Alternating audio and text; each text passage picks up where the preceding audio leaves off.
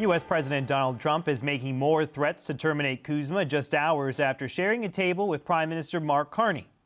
I would rather not have the USMCA. I liked it because it got us out of NAFTA. I would rather leave it unsigned. I'd rather have it terminated. I would prefer not having an agreement, but I'm open to doing it. Fresh off the G7 summit, the Prime Minister was asked today about Trump's latest remarks. Without any action, it will remain in place for the next decade. There's an opportunity to extend it. There's always been the opportunity for any of the parties to cancel it with 6 months' notice. It's no secret the president in recent years has not been the biggest fan of CUSMA or other trade deals, but there are specific things that we can work together on, and including, I'll just put on the table, since we're in British Columbia and we're talking housing, on forest products, which we continue to press with the Americans. Time now for our reporter roundtable. Bob Fife is the Ottawa Bureau Chief for the Globe and Mail. Mia Rabson is Deputy Parliamentary Bureau Chief at the Canadian Presse. And Joël-Denis Bellavance is the Parliamentary Bureau Chief for La Presse. Nice to have you all here. Nice to see you. Before we get to the panel, we'd like to take a moment to celebrate Bob, who is retiring this year. Bob has been a reporter on Parliament Hill since 1978, working at many networks and covering many prime ministers, breaking bombshell stories, including the Senate expenses scandal under the Harper government and the SNC-Lavalin scandal under the Trudeau government. His journalism has often set the agenda in Ottawa and won countless awards, including the Missioner.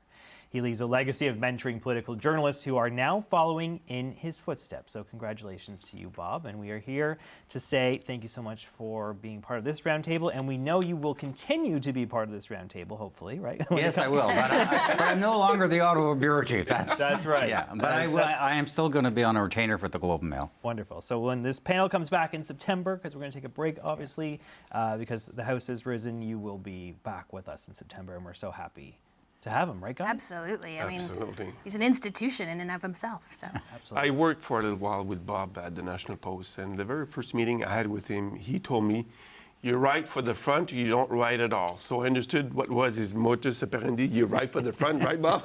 Don't write for page 48. Nobody reads that page. I love that. Well, we're going to put you to work still. Just because you're retired from the Globe and Mail doesn't mean you're retired from CBC just yet, right? We still got some ways to go. What do you make of this CUSMA talk here, Bob? I mean, we've got the president kind of lashing out again on the tarmac, you know, as he's leaving France after having sat down with the Prime Minister a number of times over this week, saying, you know what, actually, I don't really think I want to have this deal anymore. You know, I think I want to walk away. Well, there's absolutely no surprise in what he's actually been quite consistent on that. It's true. But you know, the agreement, he doesn't have the authority to cancel the agreement. It's not going to get canceled.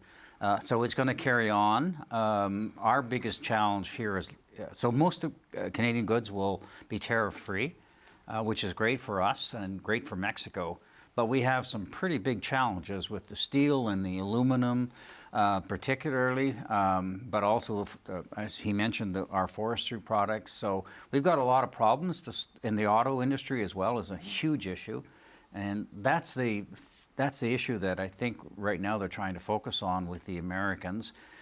We have had, we've been kind of cut out of the process as they were focusing on Mexico. Yeah. But there were some signs of some hopeful progress, perhaps. Yeah. Dominic LeBlanc and the chief negotiator, Janice Charette, went to France and they met with Jameson Greer, who's the U.S. trade representative. So I think there's some kind of movement that's going on.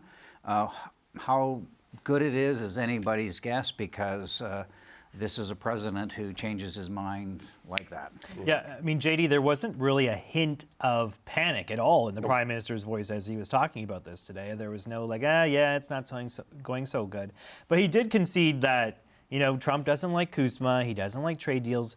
But the one thing that stuck out from that clip to me is, but there are specific things we can work on. Is that telling you maybe there will be a side agreement, like maybe CUSMA goes away? Like, is there some other structure that could take effect as we move forward? Is that maybe where this There's a goes? possibility of side deals, namely on energy security, critical minerals, oil and natural gas. But the bottom line is that this deal will outlive this president. It will remain in place whether he likes it or not. So it will outlive his presidency. And all you hear from the president right now is basically noise. And that's why Mr. Carney is not nervous. And as Bob pointed out, the real discussions are happening between two serious people, Dominique Leblanc, the minister responsible for Canada-U.S. commerce, and Jimmy Greer, and also Janice Charette, the chief negotiator. They know what's about. Mr. Trump says one thing and the opposite in the same breath. So, Well, he said, I may sign it, right? He said, I want to tear it up, I want to get rid of it. But then he says, I may sign it. You know, so that's why here in Ottawa circles, it is seen as noise, and mostly noise for his own. Yeah. You agree with that? Yeah. Yeah, 100%. I mean, Trump is Trump. He's going to say what he says. What I read into his remarks yesterday was, well, no, he doesn't like CUSMA. We know that. He's been talking about not liking it for a long time, but he's kind of acknowledging, but, you know, I probably still will sign it because he also kind of knows that's where it's going to end up. I think it's noteworthy that some of the biggest industries in the United States are pressuring the government to say, no, we need this agreement, including the auto sector, it's worth noting, and agricultural groups for whom fertilizer in particular from Canada is a critical component. So, you know, this is part of his negotiating style.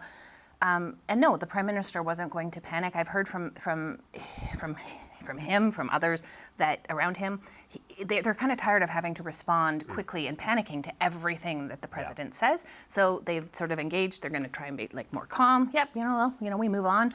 We'll negotiate when we can. And what I find interesting is that what Mr. Trump said yesterday barely made the headlines in Canadian Well, even media. the newsroom, we were like, Exactly. we've heard this before. Like, should we panic? Should we panic? So, and I'm sure that business people are receiving the same way as we do. He said it before. He's got no power to rip it up himself. He needs Congress approval to terminate the deal. So. It's an empty threat, if I may say. It may affect the negotiations. It may slow down the talks, but will not terminate the deal. Bob, what did you make of the hot mic moment that we heard earlier this week? We heard Mark Carney sort of defending the deal that he brokered with China on electric vehicles, reassuring the president, it's only 3% of the auto market here. It's only 49,000 vehicles. The Prime Minister is saying to the president, I thought you'd actually like that, in terms of the low number of vehicles that will be coming in. And the president said, that's good. I like that. The content of that speak to that too, but there actually also seemed to be a bit of a rapport between the two of them. Yeah, I think there's two things. One is just on the substance of that. The fact of the matter is that I'm sure that Mark Carney is concerned that other people are whispering in Trump's ear, particularly Howard Lutnick, the Commerce Secretary, who's been very anti-Canada, and saying that, if you let these Japanese cars in, it's going to be a disaster for the United States. And he laid it out for him. And later on, the president was asked by American journalists, and he said, look, I prefer a cap. I don't want any cars, but I prefer a cap. Yeah. But there won't, we don't want any Chinese vehicles in the United States. But fine, he didn't really go. He didn't go full out against it. Secondly, and I think this is the one which you're alluding to, is that there seems to be a better rapport with the president than we had thought. Yeah. I think they do talk a lot more than we are told, which is too bad. We should know when they speak. They never tell us. They never tell us, and I think that's bad for democracy. And for transparency. But leaving that aside, there does not seem to be. He never liked Trudeau, for example, and you could see that in him. Or he didn't like Chrystia Freeland, and he doesn't like some other world leaders. He never liked Angela Merkel, for example. Yeah. But you don't see that there. So perhaps there's some kind of a chemistry there that they can at least pick up the phone and talk to one another before somebody else in the White House gets to him and gets him to change his mind. No, absolutely. JD, did you take that away from that hot mic moment? Like, there's kind of a back and forth between the two of them. It's not super icy. It's not steely, right? There is a bit of a banter. And also, it's to maintain cordial relationship with the person who occupies the White House. Yeah. There was not much of an exchange, and we've seen Mark Carney in the past also shrug off questions about when was the last time he spoke to the president. I think he wanted to show that he still speaks to the president. but it's not going into deep into issues. It is bare minimum, I would say, just to maintain some oxygen, if I may say, into that relationship, so that he does not conclude that the Prime Minister of Canada is basically ignoring Mr. Trump. So it's a bit of a, flatter dans le bon sens du poil, as we say in French, if I can translate that, to give him some flattery, but no more than that, because he knows that the real negotiations, if we go back to CUSMA, is happening between, Dominique LeBlanc and Jimmy Sinclair. Yeah, for sure. Mia, any thoughts on that exchange, that hot mic moment? I mean, I think you saw that moment, and there was also another one where they were walking into the family photo together, where they were, Carney, you could see him talking to the president, and the president sort of responding a little bit there too. He said that they'd had like 7 or 8 conversations like that in the first sort of 36 hours. So I do think there was a push from the Prime Minister to get a bit more time with him. There was not an official bilateral meeting. Yeah. But it's also, as the Canadians did point out, not something that Trump had with any of their G7 leaders, except for Macron, who was the host. And of course then invited him to Versailles. So Canada didn't seem super concerned about that. I do know that the president is said to respond well to strength, and so Carney that is what he's been trying to portray to him, as a position of strength. This is a president who will, if he sees weakness, he will go after it as hard as he can. Bob, what do you make of the Prime Minister telling CNN that the Iran war may have been worth it because it might get rid of the nuclear weapons that were in Iran? Well, is that like flattery for the president? There are all these G7 leaders or G6 leaders were the same. It's all an effort to suck up to Trump. This is a terrible deal. Everybody knows it's a terrible deal. The mullahs are laughing their asses off at President Trump. They can't believe their good luck. They're getting $300 billion from, they're not even sure that they have to control the Strait of Hormuz. They can sell oil right away. Right. Like, that's huge, right? The great negotiator, And hopefully we can get that deal with CUSMA. Like, maybe we're in maybe we're into something. Maybe it's not so bad. Maybe we want him and not Greer negotiating this deal, right? But I think we have to call it for what it was. All the leaders are trying to throw Trump a bone. Yeah. JD, that was kind of a comment we didn't necessarily expect to hear. Like, it's worth it. I mean, there's been a lot of carnage as a result of this war. I mean, abroad and here at home, obviously, as well with the gas prices that people have been paying as of late. But his point being, well, it's not a bad deal because we can get nuclear weapons off the table when it comes to Iran.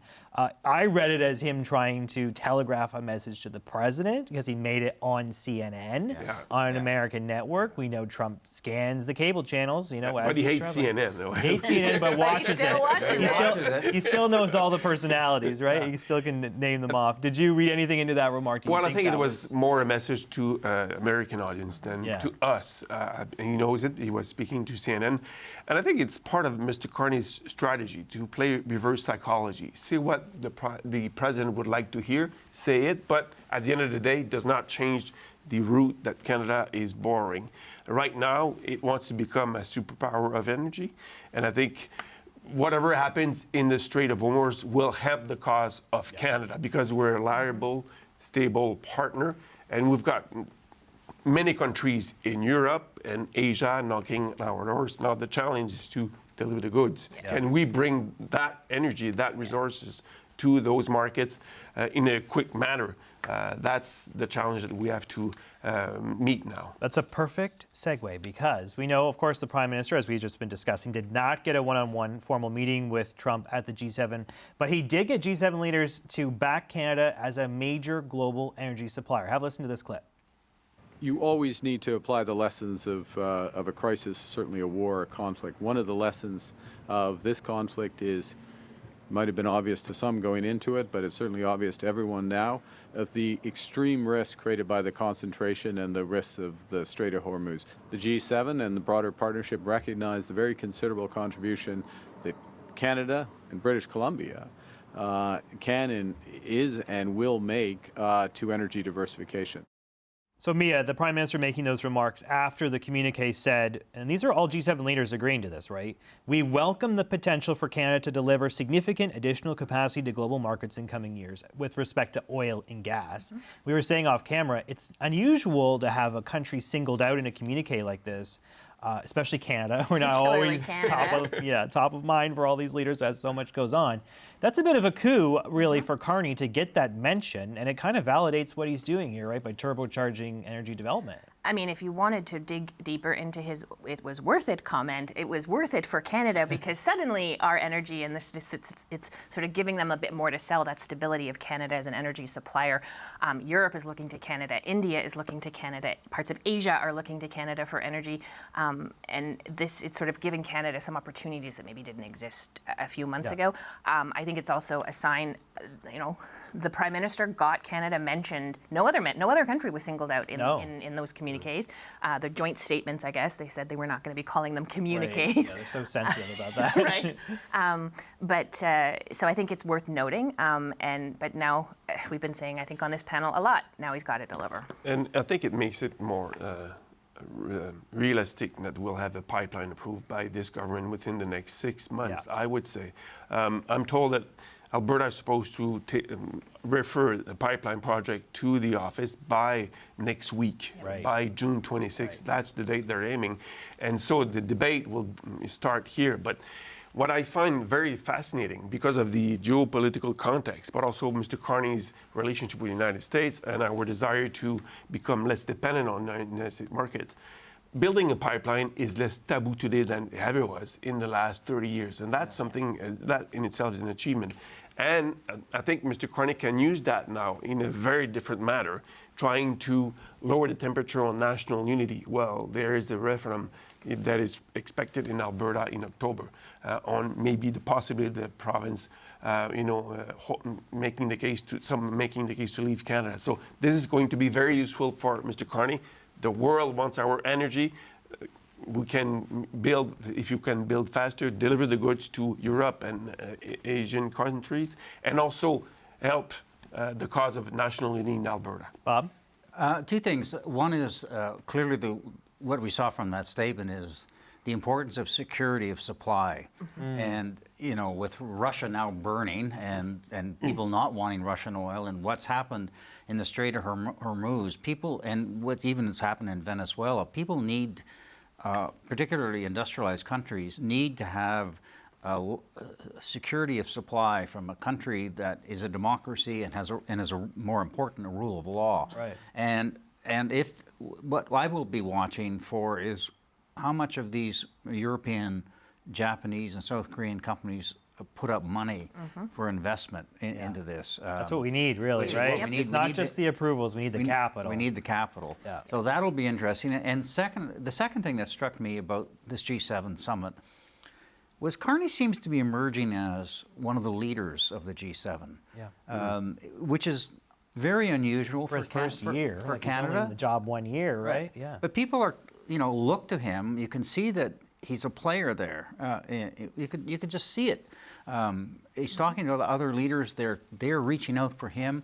He's being interviewed on American, but also in European newspapers and on European television. It's worth noting that he was the one that Macron sat down with before the summit in order to talk about how it was going to play out. And, the last time I recall of anybody having that kind of an impact, although I think Carney maybe have even more, is Brian Mulroney. That's a long time ago. Mulroney was a schmoozer. Yep. He knew how to work the room. This, clearly to me, I think Carney it's early days again, but you can start to see that they are seeing him as one of the key leaders of that group. And certainly more than Trudeau, too. Yeah. Oh, absolutely. And I would argue that the speech in Davos that Mr. Carney made was the pivotal moment for Mr. Carney in terms of how he's perceived by European leaders and other leaders. And I would argue that since that speech, Mr. Carney calling on everybody to get together, the middle powers, and facing countries that are using their economic superpower to get concessions, I would argue that European leaders have grown a spine, facing Donald Trump. You've heard the Chancellor of Germany saying that the United States is being humiliated by Iran. Would you have heard that kind of language from European leaders before that speech in Davos? And Emmanuel Macron, the French president, as well, was pretty strong in saying that we need adult supervision in terms of and on Iran, on Ukraine too. They all stood strong on Ukraine. And I think they pulled the president over a little bit on Iran, on Ukraine too. And I know Carney, he met with the President Zelensky.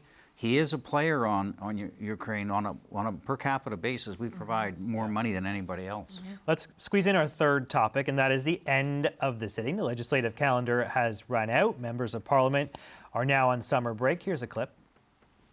In the spring sitting we are finishing today, MPs passed 21 government bills in the House in 14 weeks. The legislation covers a range of subjects, but two themes are obviously prominent: the economy and protecting Canadians from crime.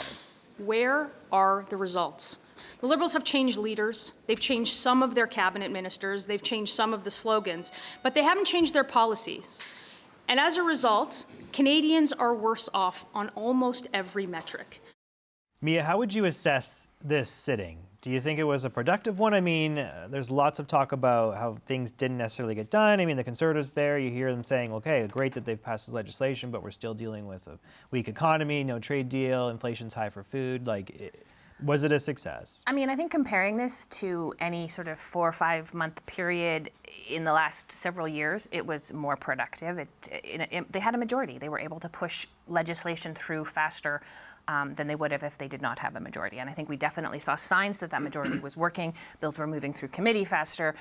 They passed closure motions. These are things that they used to have to negotiate for weeks on end with parties, worrying about elections, et cetera. That's just not happening anymore. So from that sense, yes, it was more productive. I do think it's noteworthy how many of those bills that did pass were crime bills, and there's still others that are still to come. You know, the bail bill, the deepfake, the bill banning sort of sexualized deepfakes and coercive control. That is not something that the Liberals had been perceived as strong on. It's something that Conservatives have been pushing for really hard. So I think that particular is noteworthy. They got the spring economic update through, but there wasn't actually a ton of economic type bills. I think there was probably more crime bills than there was on the other side. JD? I would say there were three defining moments of the last session. One, the fact that the government managed to transform a minority government into a majority. That's big. That's big. That's unprecedented. And it means that we won't have an election, supposedly, until October 2029. So we get a rest from that. We've got many provincial elections coming up. Second thing was the fact that Canada reached the 2% GDP in terms of military spending. This is big. To me, this is a big collective moment, as big as when we erased the deficit in 1998. Collectively, we took care of our own finances. Now we're taking care of our own defense. And the third element, I would say, Mr. Carney's obsession to reduce our dependency on the United States. That's been, I think, the critical element in his policies. That's why he's been traveling a lot. That probably explains why he's been so absent from the House of Commons, traveling abroad, trying to reach deals. So those three defining moments for me. The Conservatives were highlighting today he's missed 100 question periods. Well, I think it's a serious issue. It's fine for the Prime Minister to travel abroad, and that's his duty to do so. But the fact of the matter, when he's in Canada, he rarely shows up at the House of Commons. And that's to me, is a really serious concern. This is a guy who's not used to, it's our parliamentary democracy. You have a responsibility, the Prime Minister, to show up and take questions.